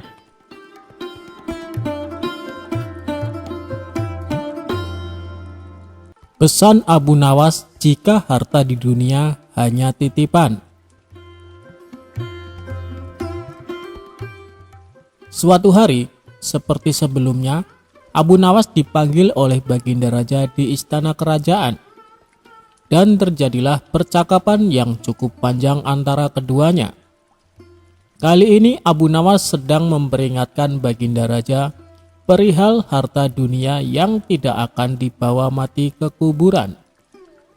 Abu Nawas sendiri sudah mengetahui jika Baginda Raja ingin menjadikannya sebagai saudara dengan memberikan banyak hadiah serta fasilitas kepada Abu Nawas. Singkatnya, Abu Nawas menegur Baginda Raja dengan sangat santai dan tanpa basa-basi terlebih dahulu. "Wahai Baginda Raja, bagaimana nanti jika Allah Subhanahu wa Ta'ala menghadapkan Anda di hadapannya, lalu meminta pertanggungjawaban Anda tentang lalat hitam, burung kenari, dan kulit ari?" kata Abu Nawas kepada Baginda Raja. Begitu mendengar penuturan Abu Nawas yang tiba-tiba berbicara seperti itu, membuat Baginda Raja sedih, sehingga ia sampai menangis terseduh-seduh. Melihat rajanya bersedih, salah seorang dari kepala pengawal segera bertindak dengan menegur dan memarahi Abu Nawas. "Wahai Abu Nawas, engkau diamlah, engkau telah menyakiti hati sang raja," bentak kepala pengawal kerajaan itu kepada Abu Nawas. "Biarkan dia," kata Baginda Raja. "Sebenarnya yang merusak dan menyakiti itu Anda," kata Abu Nawas dengan berani. "Begini Abu Nawas, saya ingin mengikat tali persaudaraan denganmu dengan memberi hadiah-hadiah dan juga fasilitas," kata Baginda Raja. "Kembalikan saja semua harta ke tempat semula yang hendak Paduka berikan kepada hamba," jawab Abu Nawas. "Lalu bagaimana dengan kebutuhanmu?" tanya Baginda Raja. "Aku ingin Anda tidak melihatku dan aku pun tidak melihat Paduka. Ketahuilah, wahai Amirul Mukminin, Aiman bin Nail dari Qudamah bin Abdullah Al-Kalabi pernah berkata, aku telah melihat Rasulullah Shallallahu Alaihi Wasallam melempar jumroh Aqobah di atas untanya yang kemerah-merahan tanpa ada pukulan dan tidak pula dengan pengusiran," jawab Abu Nawas. Setelah berkata demikian, Abu Nawas segera meninggalkan istana sambil bernyanyi. Berikut nyanyian Abu Nawas. "Persiapanmu telah memenuhi bumi sepenuhnya. Hambamu mendekat dan sekarang apa? Bukankah engkau akan mati dalam kuburan? Pewarismu mengelilingi, hartamu tak dapat engkau gunakan lagi." Cerita tersebut memberi pesan jika dunia ini hanya tempat persinggahan yang sementara. Hidup dengan memiliki harta yang banyak tidak dilarang dalam agama Islam. Namun mencintai harta dan melupakan Allah Subhanahu wa Ta'ala adalah perbuatan yang sangat hina dalam agama Islam.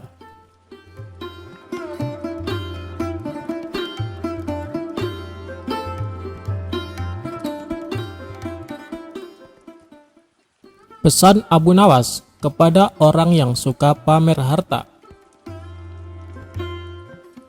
Siapa yang tak mengenal Abu Nawas? Sosok penyair cerdik yang dikenal memiliki selera humor tinggi ini begitu masyhur di kalangan umat Islam. Meskipun tingkahnya yang nyeleneh, tetapi Abu Nawas merupakan seorang yang cerdas. Dikisahkan ada seorang pemuda yang gemar bersedekah kepada tetangga dan orang-orang terdekat. Ia juga dikenal sebagai sosok yang sederhana dan ramah. Akan tetapi, setelah mendapat warisan, kehidupannya berubah. Bukannya semakin rajin berbagi, ia justru menghamburkan uang tersebut untuk bersenang-senang. Dirinya bahkan membeli barang-barang mewah dan membangun rumah yang sangat besar seperti istana. Sejak saat itu, banyak orang di sekitarnya yang ingin menjadi temannya. Mereka mendadak bersikap baik kepada si pemuda tersebut. Baru beberapa hari tinggal di rumah barunya, ia sengaja membuat suasana menjadi meriah. Hampir setiap hari ia bersama teman-teman barunya melakukan pesta dengan jamuan makanan yang sangat banyak. Hal tersebut ia lakukan hingga tak terasa uang, barang mewah, dan semua hartanya telah habis. Begitu juga dengan teman-temannya yang mulai menjauhi dirinya.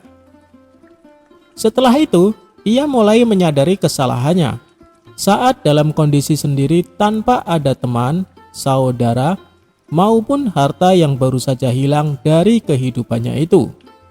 Sekarang hanya ada penyesalan atas apa yang ia perbuat.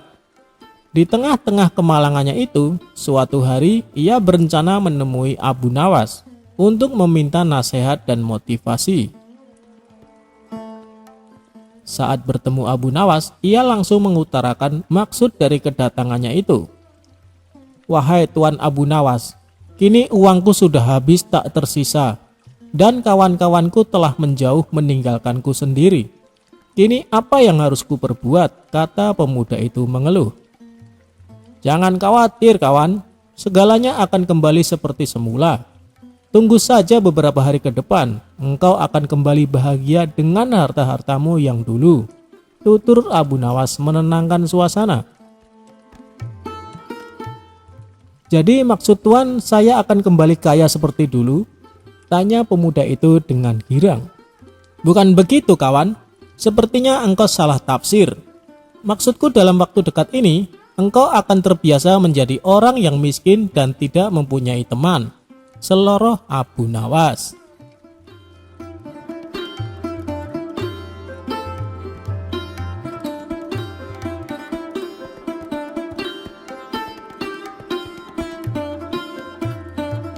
Perebutan tanah Abu Nawas dan Abu Jahal. Dikisahkan, Abu Nawas mempunyai tetangga yang licik. Dia adalah Abu Jahal. Abu Jahal mempunyai kebun yang ditanami berbagai macam buah-buahan. Kebunnya ini berdekatan dengan kebun milik Abu Nawas. Antara kebun Abu Jahal dan kebun milik Abu Nawas hanya dibatasi oleh tumpukan batu. Abu Jahal berkeinginan menambah luas area kebunnya. Ia pun berpikir keras agar keinginannya terwujud. Hal ini sampai membuat Abu Jahal susah tidur. Tiba-tiba terlintas pikiran jahat di benaknya. "Aku harus melakukannya. Sekarang mumpung waktunya sudah malam," pikir Abu Jahal. Di tengah malam gelap gulita, Abu Jahal langsung pergi menuju kebun miliknya. Dia mencari pembatas tumpukan batu yang menjadi pemisah antara kebunnya dan kebun milik Abu Nawas.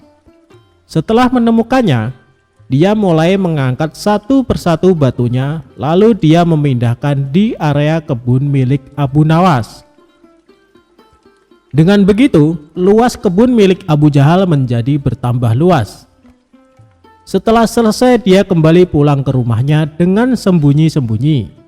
Dan dia senang dengan apa yang dilakukannya.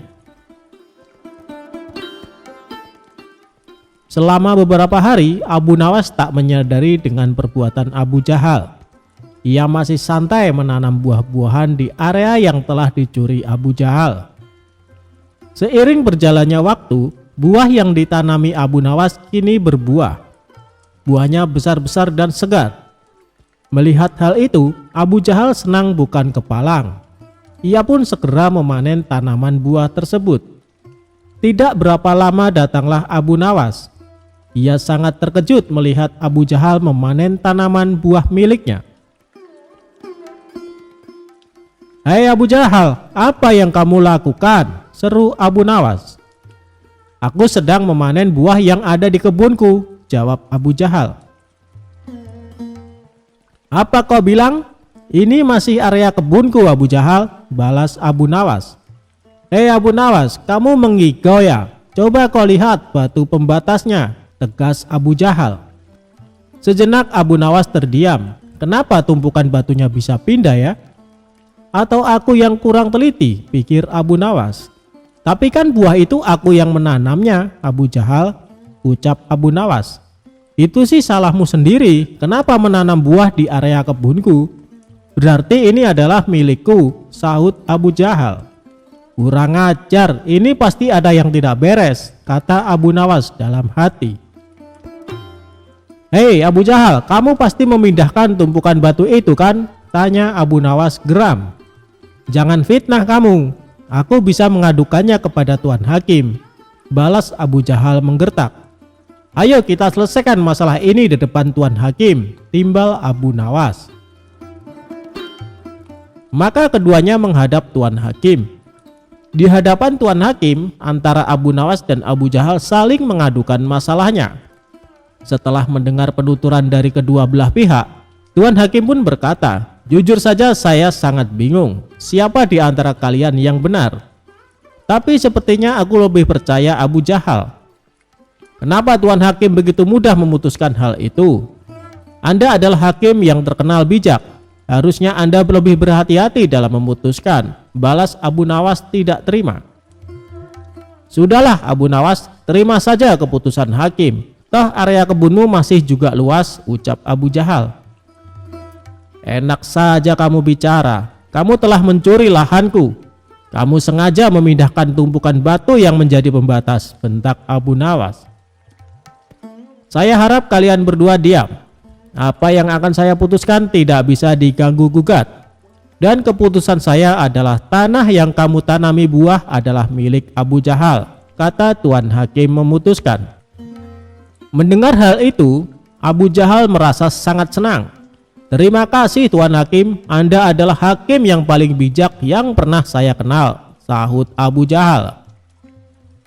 Sementara Abu Nawas hanya bisa pasrah menerima keputusan tersebut. Asik, sekarang aku punya kebun lebih luas dari Abu Nawas, batin Abu Jahal kegirangan. Oh iya, Abu Jahal, berapa luas kebunmu? Tanya Tuan Hakim. 1,5 hektar Tuan Hakim, jawab Abu Jahal. Kalau kamu Abu Nawas, berapa luas kebunmu? Tanya Tuan Hakim kembali. Sebenarnya luas kebun saya 1,5 hektar. Tapi karena setengahnya dicuri sama Abu Jahal, luasnya jadi tinggal 1 hektar, jawab Abu Nawas. Kalian tahu tidak kenapa saya tanya luas kebun kalian?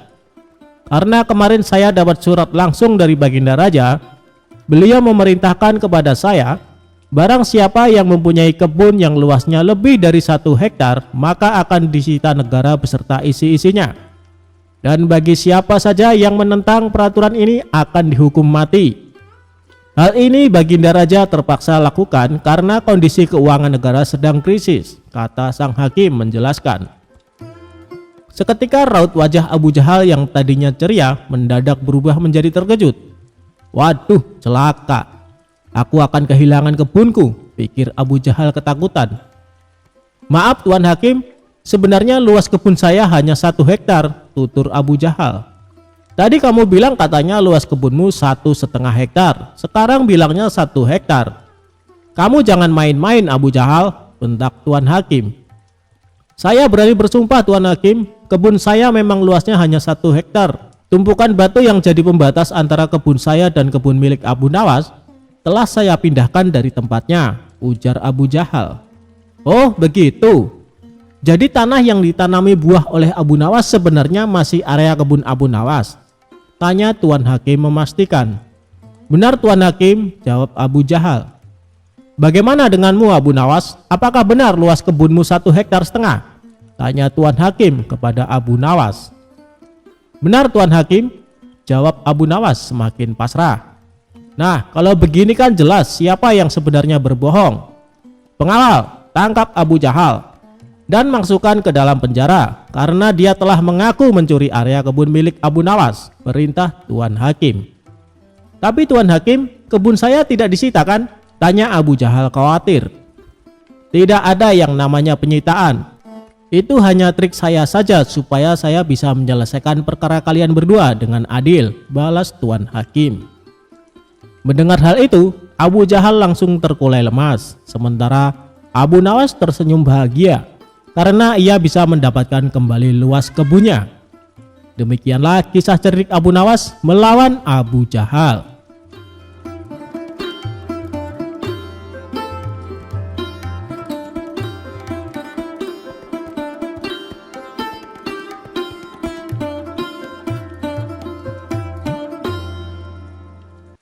Abu Nawas sayembara bawa air laut tawar. Kisah Abu Nawas kali ini berawal dari Baginda Raja yang memiliki seorang menteri kepercayaan dan senantiasa mendampingi. Menteri itu bernama Abu Jahal. Namun kepercayaan yang diberikan Baginda Raja sering dimanfaatkan oleh Abu Jahal untuk memperkaya diri. Terkadang ia meminta upeti kepada rakyat dengan mengatasnamakan Baginda Raja. Hal ini tentu saja membuat Abu Nawas geram, tapi tidak berani mengadukannya ke Baginda Raja. Sebab dengan kedudukan yang dimiliki, Abu Jahal bisa saja memutarbalikkan fakta dan menuduh Abu Nawaslah pelakunya.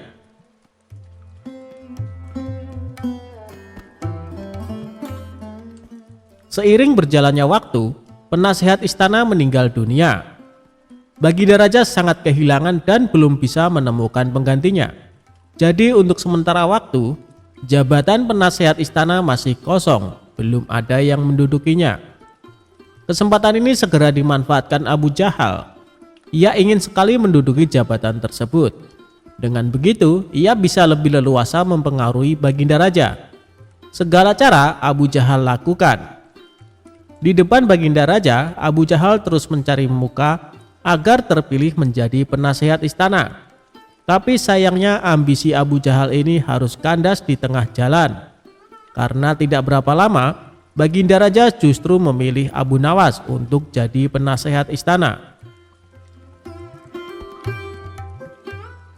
Keputusan Baginda Raja ini tentu saja membuat Abu Jahal kecewa, sehingga ia menaruh dendam kepada Abu Nawas. Suatu hari ketika Abu Jahal melihat Abu Nawas sedang duduk bersama Baginda Raja, timbul pemikiran di kepalanya.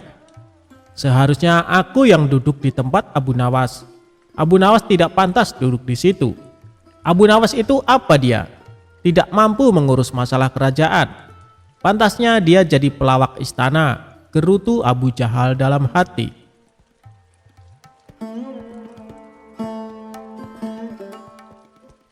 Merasa kecewa dengan keputusan Baginda Raja, Abu Jahal lalu menyampaikan keberatan. Pada suatu hari, saat Baginda Raja sedang duduk sendirian di singgasananya, Abu Jahal menghadap dan berkata, "Ampun Paduka yang mulia, hamba izin menghadap Baginda Raja." Baginda Raja terkejut melihat Abu Jahal yang tiba-tiba menghadapnya. "Ada apa Abu Jahal? Apa yang ingin kau sampaikan?" tanya Baginda Raja. "Ampun Paduka yang mulia, hamba rasa Abu Nawas tidak pantas menjabat sebagai penasehat istana. Karena menurut hamba, dia tidak tahu apa-apa soal negara." "Abu Nawas itu apa keahliannya? Cuma melucu," tutur Abu Jahal. "Tapi bukankah Abu Nawas terkenal cerdas? Dia juga seorang yang jujur," ujar Baginda Raja. "Apakah Paduka sudah meragukan kejujuran saya?" tanya Abu Jahal. "Bukan seperti itu, kamu kan sudah menduduki jabatan menteri istana. Jadi wajar kalau Abu Nawas yang mengisi jabatan penasehat istana," jawab Baginda Raja. "Tapi hamba lebih berpengalaman Paduka yang mulia. Apalagi mengenai kenegaraan, hamba juga ahli berperang. Tubuh hamba kekar dan perkasa. Lalu hamba sudah lama berbakti kepada Baginda Raja. Hamba rasa hambalah yang lebih pantas menjadi penasehat istana," ucap Abu Jahal. Melihat ambisi Abu Jahal yang begitu besar ingin menjadi penasehat istana, Baginda Raja akhirnya membuat keputusan. Ia ingin mengadakan sayembara antara Abu Nawas dan Abu Jahal. Maka dipanggillah Abu Nawas untuk datang ke istana. Singkat cerita, Abu Nawas pun datang menghadap Baginda Raja.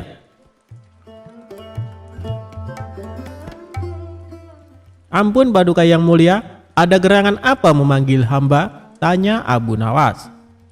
"Hei Abu Nawas, Abu Jahal sangat menginginkan jabatan penasehat istana. Dia minta supaya jabatanmu diganti olehnya. Tapi aku juga tidak mungkin memecatmu begitu saja. Biar adil, maka aku putuskan akan mengadakan sayembara untuk kalian berdua. Siapa yang jadi pemenangnya, maka dialah yang berhak menjadi penasehat istana," jelas Baginda Raja. Sejenak Abu Nawas terdiam dan berpikir, Abu Jahal pasti punya rencana busuk. Jangan sampai dia jadi penasehat istana. Bisa-bisa rakyat makin tertindas oleh kelakuannya, pikir Abu Nawas. Ampun Paduka yang mulia, kalau boleh tahu sayembara apa yang hendak diberikan? Tanya Abu Nawas. Aku ingin masing-masing dari kalian membawakan 1 gentong air laut, tapi yang rasanya tawar, perintah Baginda Raja. Abu Nawas dan Abu Jahal langsung terkejut mendengar permintaan Baginda Raja yang aneh itu. Sekarang pulanglah kalian berdua dan besok kembali ke sini dengan membawa air laut yang rasanya tawar, kata Baginda Raja melanjutkan. Sesampainya di rumah, Abu Nawas terus memikirkan dan mencari tahu keberadaan laut yang airnya tawar. Mana ada air laut yang rasanya tawar, orang secerdik apapun tidak akan bisa melakukannya, pikir Abu Nawas. Sementara itu Abu Jahal mulai berbuat curang. Ia memasukkan air sumur ke gentong untuk dibawanya ke istana. Baginda Raja pasti percaya meskipun aku berkata bohong, karena aku tahu aku adalah menterinya yang paling dipercaya, kata Abu Jahal dalam hati.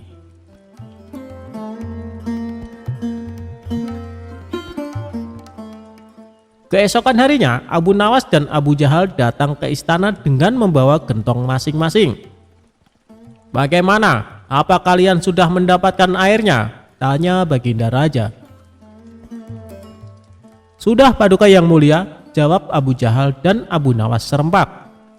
Kemudian Abu Jahal maju lebih dulu menyerahkan gentongnya. Ini Paduka, air laut permintaan Paduka, ucap Abu Jahal. Baginda Raja lalu mencicipi air yang dibawa Abu Jahal. Bagus Abu Jahal, air ini rasanya tawar. Tapi benarkah ini berasal dari laut? Tanya Baginda Raja. Benar sekali Paduka, hamba sengaja mengambilnya dari laut yang tidak diketahui oleh banyak orang, jawab Abu Jahal penuh percaya diri. Sekarang tibalah giliran Abu Nawas menyerahkan gentong miliknya. Ketika Baginda Raja mencicipi air yang ada di gentong Abu Nawas, ia pun langsung berkata, "Hei Abu Nawas, kenapa rasanya masih asin dan getir? Yang aku minta air laut rasa tawar," ucap Baginda Raja. Ampun Paduka yang mulia, tapi memang begitulah rasa air laut, balas Abu Nawas. Baiklah, karena lomba ini dimenangkan Abu Jahal, tentu dia yang akan menjadi penasehat istana, tutur Baginda Raja. Mendengar itu Abu Jahal sangat kegirangan, sudah tidak sabar ingin menduduki jabatan tersebut. Ternyata sangat mudah mengelabuhi Baginda Raja, pikir Abu Jahal.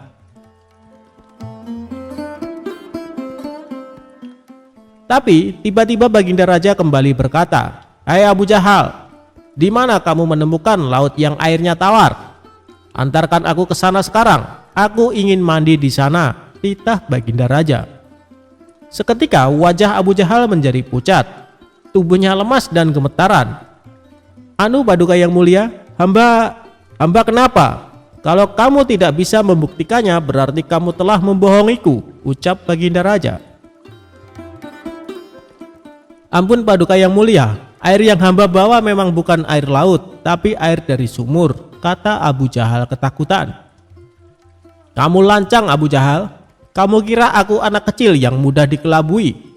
Karena kamu telah berani berbohong, maka sebagai hukumannya kamu bukan hanya gagal jadi penasehat istana, tapi juga akan dipecat dari menteri. Kamu juga harus menjalani hukuman penjara," bentak Baginda Raja. Kemudian Baginda Raja memerintahkan beberapa pengawal untuk menangkap Abu Jahal dan memasukkannya ke penjara. Kini tinggallah Abu Nawas di hadapan Baginda Raja. "Hei Abu Nawas, bukankah kamu terkenal cerdik? Bisa saja kamu membohongiku, dan dengan kecerdikanmu itu, kamu tentu bisa menutupi kebohonganmu. Tapi kenapa tidak kau lakukan?" tanya Baginda Raja. "Ampun Paduka yang mulia, hamba memang cerdik, tapi hamba bukan pembohong. Secerdik apapun manusia, tidak akan ada yang bisa mengubah rasa air laut menjadi tawar, terang Abu Nawas. Kamu benar Abu Nawas, itulah orang yang saya cari untuk menduduki jabatan sebagai penasehat istana. Cerdik dan jujur, kata Baginda Raja tersenyum puas.